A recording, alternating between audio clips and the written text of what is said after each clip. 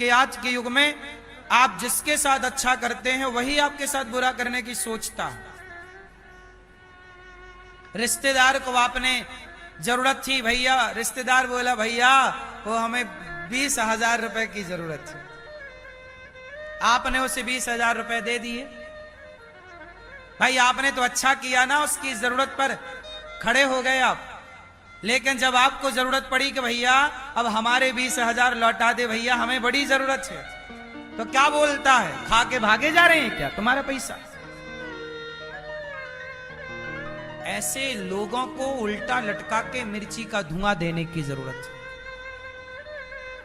साला पैसा ले लिया और जिसने तेरे दुख में खड़े होकर तेरा सपोर्ट किया, साले कुत्ता भी ऐसा गद्दार नहीं होता जैसे आदमी गद्दार है आजकल का।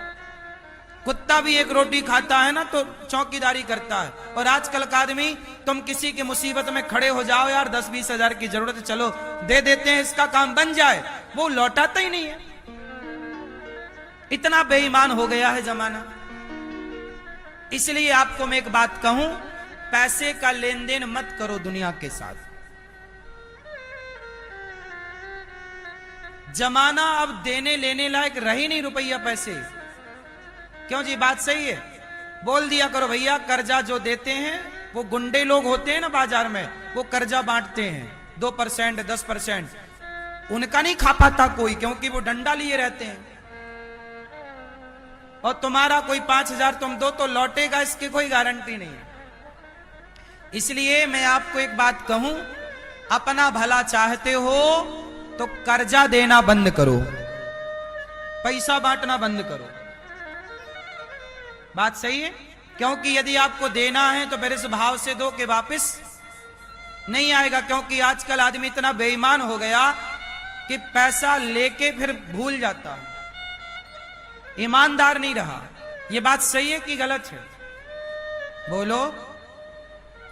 आप लोग सिर नहीं हिला रहे, मतलब आप लोग खुद लेके बैठे हैं किसी का।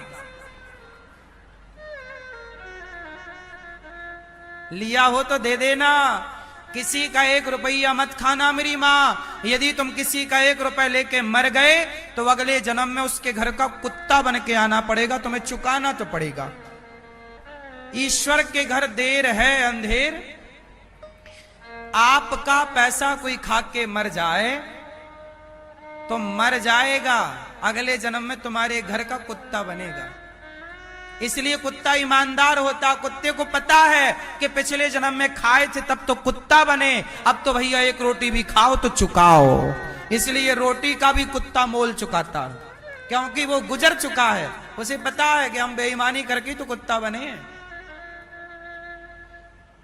इसलिए किसी का 1 रुपए, मैं कहता हूं 1 रुपए का लेन देन मत रखो किसी के साथ। रिश्ता भाई भाई का और हिसाब पाई पाई का।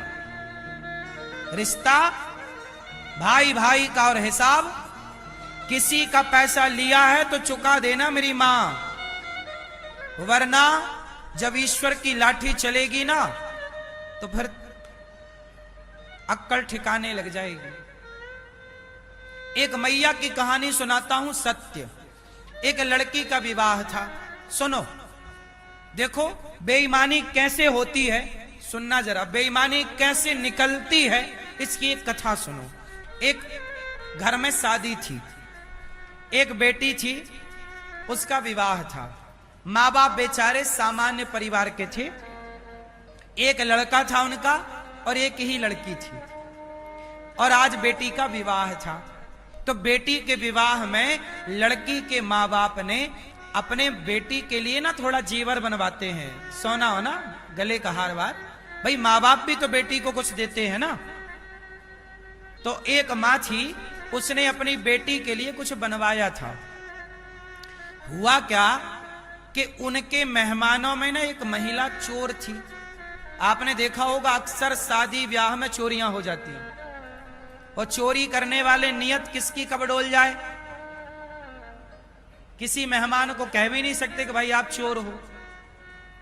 उन्हीं महिलाओं में एक महिला चोर थी। उसने क्या किया कि उसका ना हार वहां रखा था, उसे मौका मिला और जो लड़की के विवाह में माँ बाप ने हार बनवाया था, लगभग वो 5 लाख रुपए का था। ये महिला गई और मौका मिलती वो हार चुरा के अपने झोले में रख लिया। लो भैया, ये तो चुरा के भाग गई, हार वार ठिकाने लगा दिया और वहीं जाके बैठ गई। अब लड़की की माँ ही बोली, हार कहाँ, चोरी हो गया। लड़की की माँ रो रही है, हे भगवान मैं तो गरीब हूं, इतना महंगा हार 20 साल रुपया जोड़ा तब वो इतना जोड़ पाई, अब 20 साल की कमाई 1 मिनट में चोरी हो गई। अब वो लगी छाती पीटने, सब रो रहे हैं।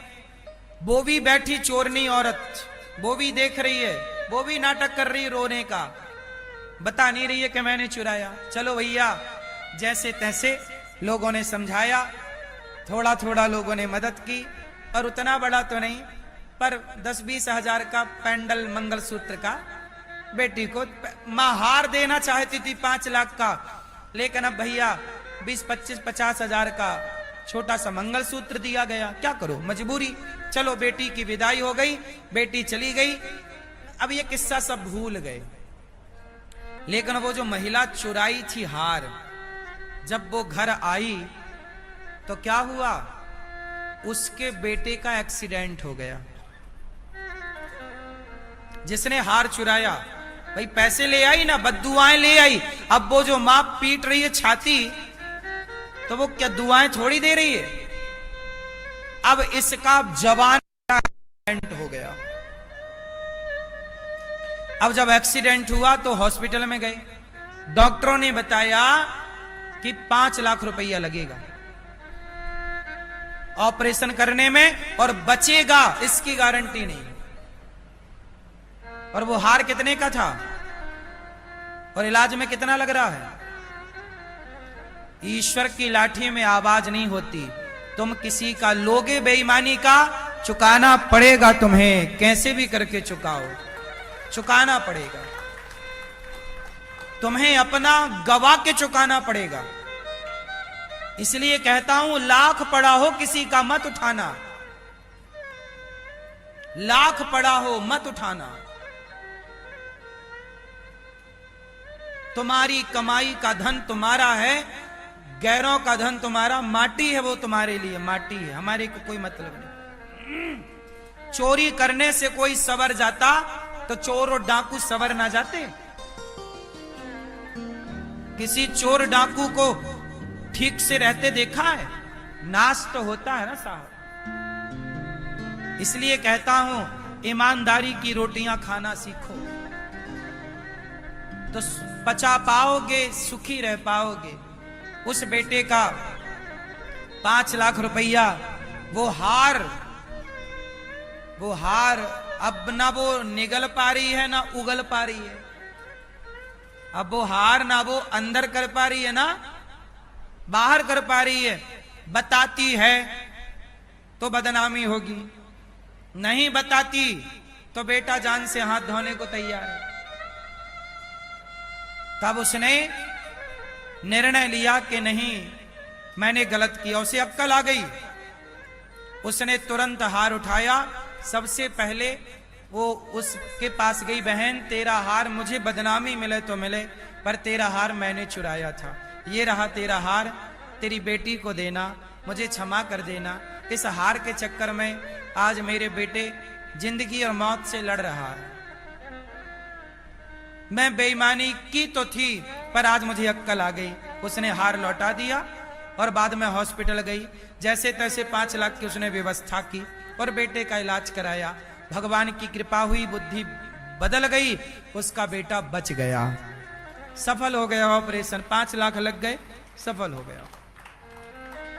क्या समझते हो आप, ईश्वर देख नहीं रहा है? तुम्हें क्या लगा कि तुम हार चुराओगे कोई देखेगा नहीं? अरे राम राम राम राम, क्या बात करते हो। लाख आंख से देख रहा है तुझे देखने वाला। मैंने किसी को नहीं सताया और तुम मुझे सताओगे ना तो साहब बचोगे नहीं। मैं नहीं करूंगा कुछ, विधाता करेगा।